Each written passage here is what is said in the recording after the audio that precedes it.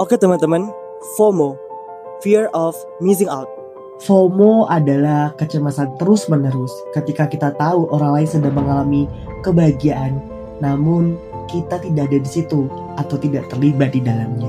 FOMO terjadi pada mereka yang merasa kesepian, terisolasi, punya pandangan negatif tentang diri sendiri, dan kurang memahami dan menerima dirinya apa adanya.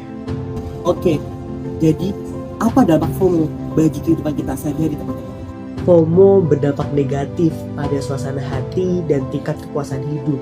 Dan kebanyakan FOMO terjadi pada media sosial, dan ini menjadi masalah yang cukup rumit hingga sekarang ini.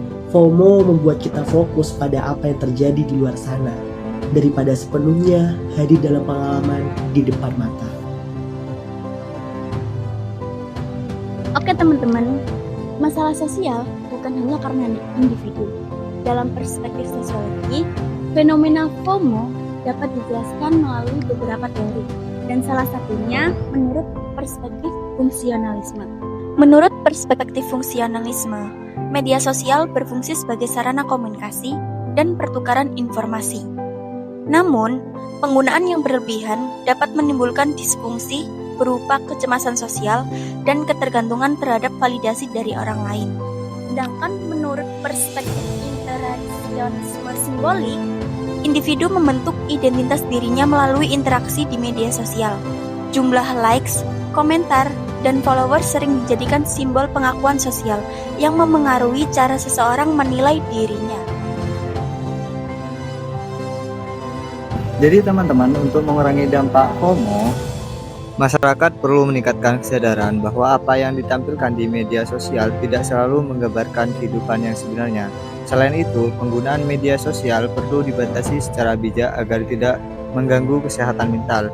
Kita juga perlu lebih fokus pada pengembangan diri dan pencapaian pribadi daripada terus membandingkan diri dengan orang lain.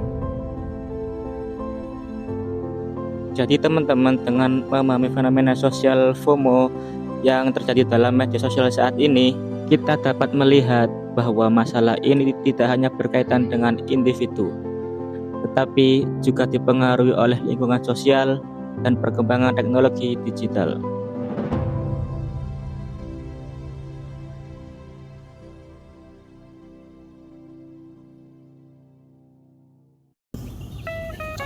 Halo teman-temanku semuanya.